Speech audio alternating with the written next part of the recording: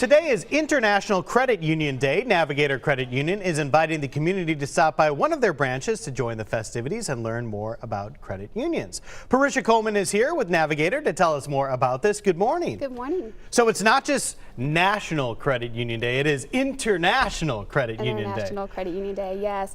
It's an exciting time for credit unions globally around the world. We're joining together to really celebrate what credit unions have done, really impacting the lives of our members and our communities that we serve. So really bringing awareness about what credit unions do and how they help our members. So tell us a little bit about what's going on today for International Credit Union Day at your Navigator branches. So at all of our locations, we have little goodies set up. We have platinum lining, find your platinum lining, and credit unions signs everywhere. So it's just a good, fun time to come in. We have everyone's dressing up throughout the week. So just a fun time at the credit union. Now, I think a lot of people out there distinctly know what the differences are, but a lot of people don't. What is a credit union compared to a bank? Okay, so there's several differences.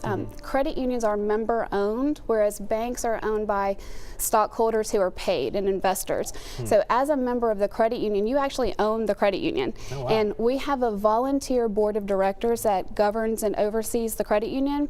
And as a member, you have the opportunity to vote to elect who sits on the board of directors. So that's a big difference. That is a big difference, that feeling of ownership and that you have some say in what's going to take place. Now, in terms of the financial situations, there's a lot of different loans out there, a lot of different things. How does a credit union compare to a bank on some of those things? Yeah, that's great. Credit unions are actually not for profit, whereas banks are for profit, and that's a big difference with credit unions. So being not for profit, yes, we have to have income to operate and to stay well capitalized, but we're able to give back to our members in the form of lower loan rates, higher savings rates, and just overall lower fees. So does that apply to all different types of things? For example, home, auto, all of that? Yeah, so Navigator Credit Union, and I can't speak for every single credit union, Sure. but we are financial cooperatives who are there to meet our members' financial needs, and we offer mortgage loans, consumer loans, credit cards, and that is something that people don't really understand, that credit unions, we do have that wide variety of products and services. And one of the things we keep hearing about recently in the news is that the interest rates have been slightly rising here. So anytime you can take advantage of an opportunity to get a lower interest rate, makes a big difference. That's right. All right, so if someone out there is watching, of course we said they could stop by your branches, of which there are 14 across our viewing area. But how do they become a member? What do they need to go through to become a member? So each credit union has its own field of membership or common bond.